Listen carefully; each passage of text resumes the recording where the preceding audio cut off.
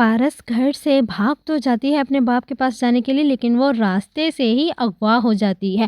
جیسے ہی زوار بخت دیکھتا ہے کہ ایک لڑکی کو کچھ لڑکے اغوا کر کے زبردستی بٹھا کے لے جا رہے ہیں، تو وہ اپنی جان پہ کھیل کے پارس کو ریسکیو کرتا ہے اور اسے بچا لیتا ہے، لیکن گنڈے راستے میں پارس کو زمین پر پھینک کے چلے جاتے ہیں۔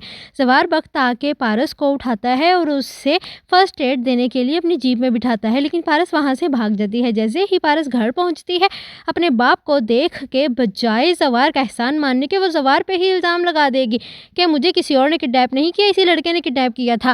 تو بہزاد فوراً ہی زوار بخت کو اپنے گنڈوں کے ہاتھوں وہاں سے نکلوا دے گا۔ پارس کو اپنے اس کیے پہ بالکل شرمندگی نہیں ہوتی، کیونکہ وہ نہیں چاہتی کہ یہ لڑکا میرے بارے میں میرے باپ کو کچھ بتائے۔ ہوا کچھ یوں کہ پارس اپنے باپ سے ملنے کے لیے گھر سے بھاگ جاتی ہے بغیر کسی کو بتائے، اور پارس کے گھر میں ہی رہنے والے اس کا پھپھو کا بیٹا اسے اپنے دوست کے ساتھ مل کے اغوا کر لیتا ہے تاکہ بہزاد خان سے موٹی رقم ہتھیائی جائے۔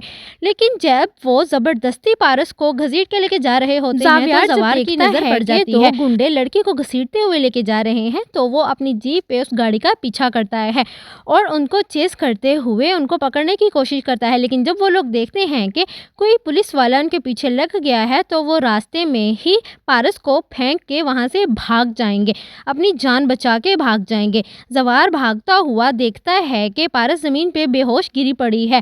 وہ آ کے اسے اٹھاتا ہے، اسے ہیلپ کرتا ہے، اس کی چوٹیں دیکھ کے پریشان ہو جائے گا اور کہے گا کہ آپ کو تو فرسٹ ایڈ کی ضرورت ہے، میرے ساتھ میری جیپ میں جا کے بیٹھیے۔ پارس اس اجنبی شخص پہ بھروسہ کر کے اس کا ہاتھ پکڑ کے گاڑی تک تو چلی جاتی ہے، لیکن پارس اس سے بھی جان چھڑوا کے بس اپنے باپ کے پاس کراچی پہنچنا چاہتی ہے۔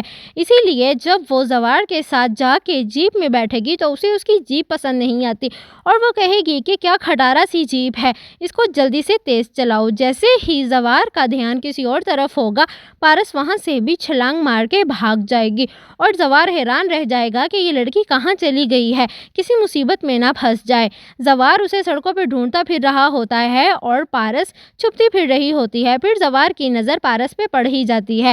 زوار پارس کے قریب آتا ہے، پارس تو اسے دیکھ حیران رہ جائے گی کہ یہ یہاں بھی میرے پیچھے آ گیا۔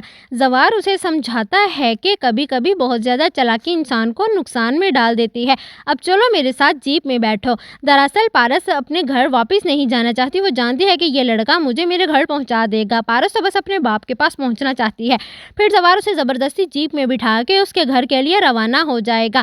دوسری طرف جب بہزاد خان کو پتہ چلتا ہے کہ پارس گھر سے بھاگ گئی ہے اور کڈنیپ ہو گئی ہے، تو وہ اینٹ سے اینٹ بجا دیتا ہے اور اپنے آدمیوں کو حکم دیتا ہے کہ مجھے پارس بہزاد ہر حال میں زندہ سلامت چاہیے۔ بہزاد کو پتہ ہی نہیں ہے کہ اس نے اپنے گھر میں ہی سانپ پالے ہوئے ہیں، دراصل اس کا اپنا بھانجا ہی پارس کو کڈنیپ کرنے والا تھا تاکہ وہ اپنے ماموں سے موٹی رقم ہتھیا سکے۔ لیکن جب زوار پارس کو ریسکیو کر کے اسے بچا کے گھر لے کے آتا ہے تو پارس الٹا زوار پہ ہی الزام لگا دے گی کہ مجھے اسی نے ہی کڈنیپ کیا تھا۔ بہزاد خان زوار کے ساتھ کیا کرے گا؟